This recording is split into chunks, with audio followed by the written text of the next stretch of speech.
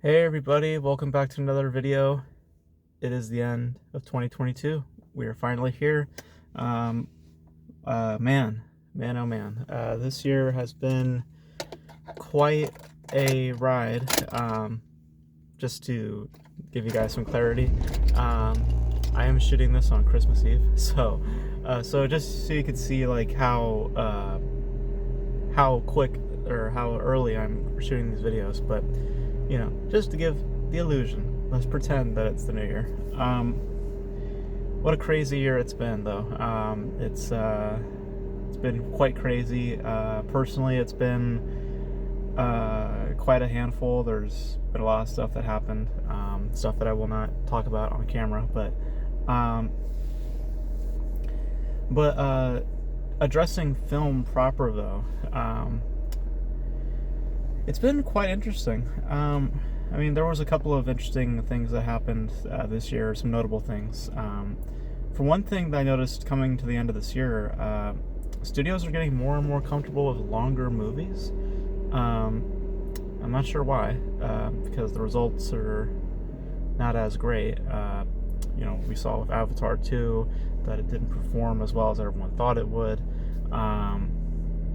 And we have other films like Babylon and other stuff like that, which just went for like exceedingly long periods of time, or ran for long periods of time, and they just quality-wise just didn't deliver, at least to me. And then you have, of course, with mainstream culture, there's this fatigue that was starting to brew this year, particularly when it came to Marvel films, and I think that it's all good stuff, personally, because, like I've been saying on this channel, I'm kind of done with Marvel stuff and DC stuff and, big extravaganzas like Star Wars or whatever. I'm not really in tune with all that stuff. I don't really care. And it seems like a lot of other people are starting to follow suit because it's just the same formulaic stuff over and over and over again. So that was pretty notable. Another thing that was notable this year, when we talk about film and more to do with the industry itself, is a lot to do with celebrities, the identity of Hollywood. I feel that it's becoming a lot more prominent, especially from coming out of this year. I feel like it's becoming a lot more prominent that people in the system are assholes. They are big assholes, and I think most of them are secretly assholes. And women also. Amber Heard. We went through that whole trial, and saw what happened there. So, it's because the Me Too movement has been all about the women's side of things, but they haven't just talked about the male point of view, and it's very fortunate that something as public as that was, the trial, gives an example and shines a light on the male side of things, the abuse that males take from women, and especially when it comes to the industry proper. So it's not to say that there wasn't any male assholes out there too. We have Ezra Miller, who's just a big fucking creep, and I'm surprised that they're going to be putting out a Flash trailer supposedly for the Super Bowl. That's, I don't know what the fuck what's going on there, but and then they have the whole DC reboot that's happening as well, which kind of threw everyone for a little bit of a spin a few weeks back, which I didn't really care for, but a lot of people were upset about it. DC fanboys mostly, but yeah, Ezra Miller's a fucking creep. And then you had of course, at the beginning of the year, the whole thing that went down at the Oscars with Will Smith, which we won't talk about because we already addressed it on this channel many times, but it is noteworthy coming out of this year. I'm not sure how they're gonna top that year's Oscars next year. I have no idea. I mean, because that's pretty much like the peak when it comes to Oscar moments. Because nobody remembers anything about that Oscars besides that particular moment. So, and I'm trying to think if there was anything else notable that happened this year. I mean, yeah, longer films. Mainstream culture is kind of facing a huge fatigue from its audience.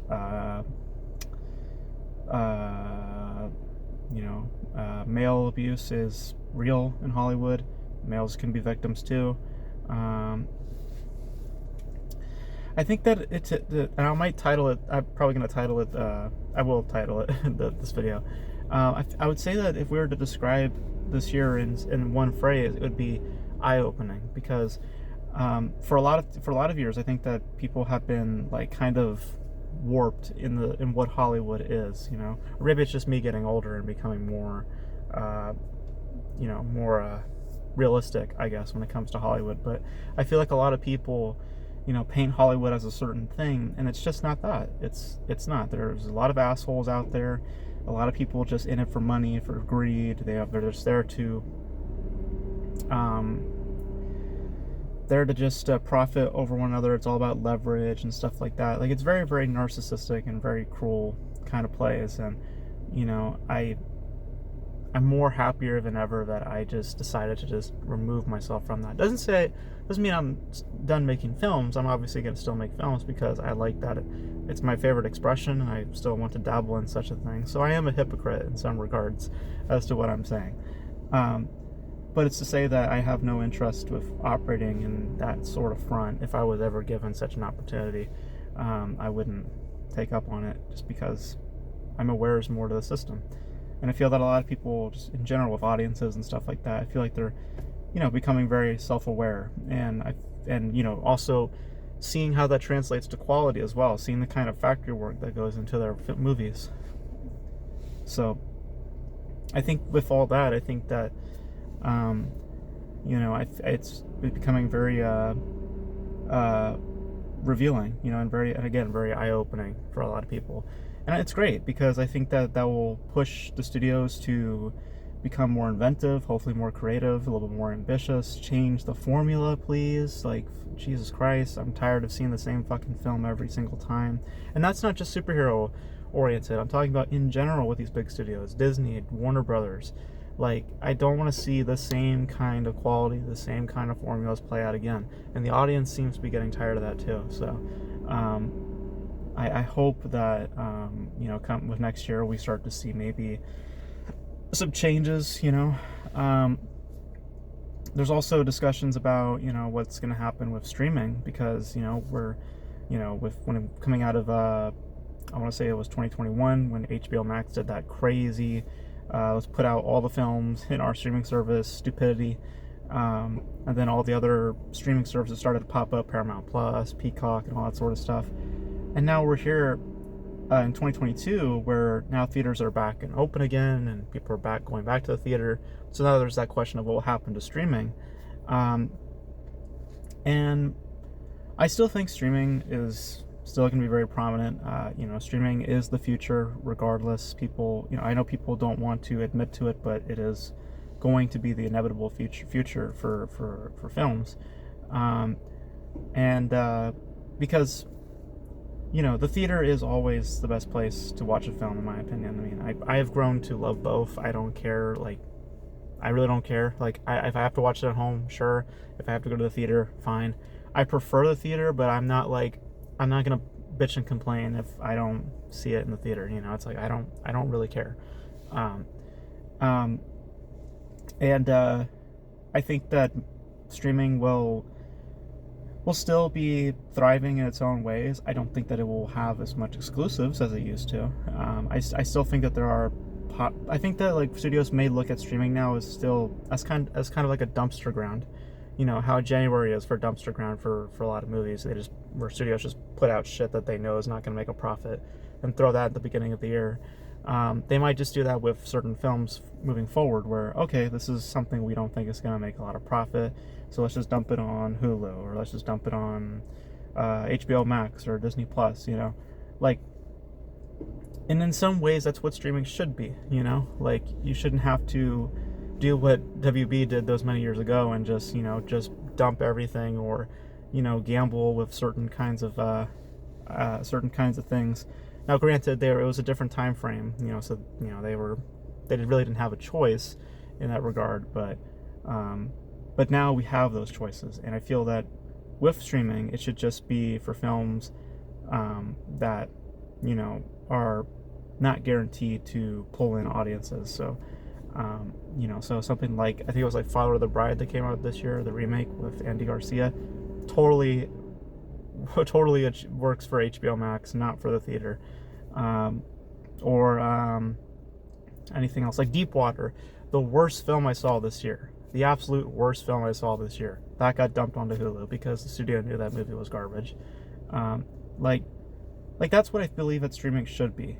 Should be kind of a dumping ground. Obviously, streaming should also be home to some exclusive content that is good, but primarily maybe for like television content, maybe, because I feel like that's kind of the standard for streaming, or a lot of the appeal to streaming services is to watch the TV shows that are on said services.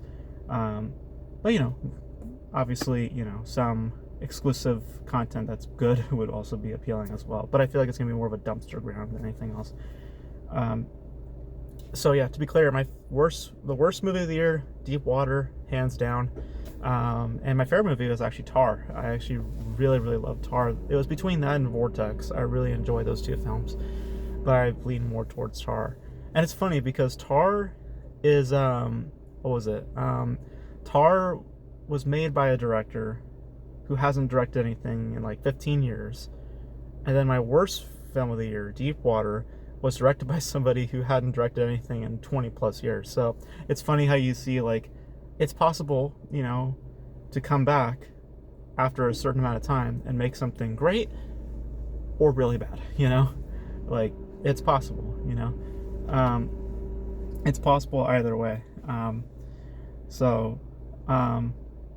I really loved Tar. I really, really did. And I really hated Deepwater. It was really bad. But I'm trying to think if there's anything else notable that happened this year that was noteworthy. Like I said, it was a pretty eye-opening year. I think that people are more aware to the Hollywood system now, and I feel people are kind of getting over the carnival that is the culture of mainstream stuff. I feel like people are becoming more fatigued and tired of it, and I feel like that might progress coming into 2023. So I think it's all great, because that will force studios to change their tactics, maybe change their tunes, their formulas. So so it's all, in my opinion, good stuff. And I also think that maybe studios should not hope on doing longer films. Just me, because I don't mind sitting in a theater for 3 hours, but it's when most films are going to act that way, yeah, no thanks. And don't bring 3D back. That's another thing. Don't bring 3D back, okay? Avatar 2, it's making money, not as much money as it should be making, but it's making money. Just don't bring 3D back, okay? 3D is going to be dead. I hope it stays dead. That's one more thing I hope for 2023 is the continued death of 3D. So, but in general, with film, with quality of film, if you look past mainstream culture, it's been actually pretty damn good. Like I said, Tar was amazing. Vortex was amazing. I really liked After Yang. Hit the Road was a great one. What else? Resurrection, a film that I feel a lot of people missed out on. It was pretty good. Everywhere, Everything, All at Once. Or Everything, Everywhere, All at Once. A film that a lot of people seem to enjoy. I really enjoyed it as well. What else? I'm trying to remember another one that I really enjoyed. The Fabelmans I really enjoyed this year. And I know that some of those are like, more mainstream oriented, but the stuff that I mentioned, Tar, Vortex, Resurrection, Hit the Road, After Yang, these are films that I really gravitated towards because they have their own voices, they have their own sense of creativity, their own sense of style, their own substance and discussions, then they're all meaningful. That's where mainstream should lean towards, in my opinion, versus having to look for profit or looking, the profit is going towards something different now. It's not how it used to be, because again, there's the fatigue that's starting to happen, and hopefully, the answer to fatigue is more creativity, and not more like this, so but yeah, independent stuff was really good this year. A lot of great independent films. So indies were really thriving this year, and also females in general were very good, were thriving this year. In terms of acting, a lot of the acting, my favorite performances this year, like Cate Blanchett, Michelle Yeoh, who else? I forget the lady's name for A Love Song. I really enjoyed her in that. Dale Dickey, I think that's her name. And Rebecca Hall from Resurrection. Females were killing it this year when it came to performances. A lot of the male performances this year I just wasn't that fond of. There were some good ones here or there. I liked Colin Farrell and The Banshees of Inisherin. I'm trying to think of other ones. Not really all that. Vortex, there were some good ones in there. I enjoyed Dario Argento. I thought he was good in that. And just more or less it was Gaspar Noé's the direction that was the spotlight of that film. But female performances were really strong this year. I thought that was also a notable thing that I found. Well, I was like, wow, there's because usually it's more, there's like kind of a balance, I guess. But here it's like, no, the females were killing it this year. That's just an observation. I'm not trying to make some stupid point, it just was interesting to me, thinking about it in my head. I was like, oh, yeah, a lot of females were killing it this year. So, but I think that's going to be it for me. 2022 was a good year for film, mostly on the indie side. Mainstream, obviously, we're seeing a lot of discussions being had with that. Like I said, Hollywood is scum, and I'm glad that people are kind of opening their eyes to that, and that it's not just how certain things are politicized or talked about.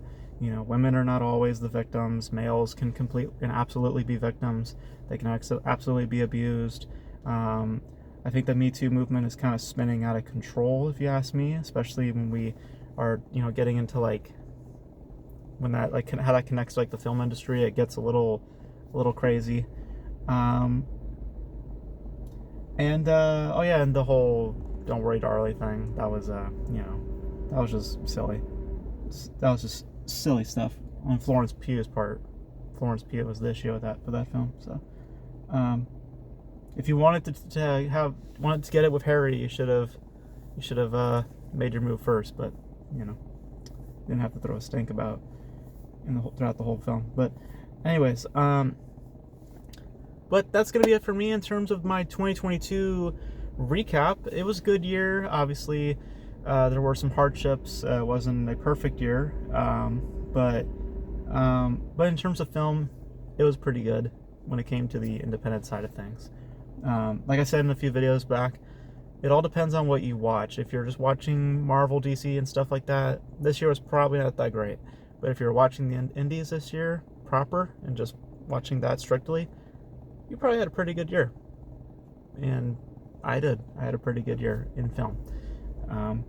So that's going to be it for me, guys. Hope you guys enjoyed this video. I am going to go make a last-minute Christmas gift thingy, so I got to go do that right now.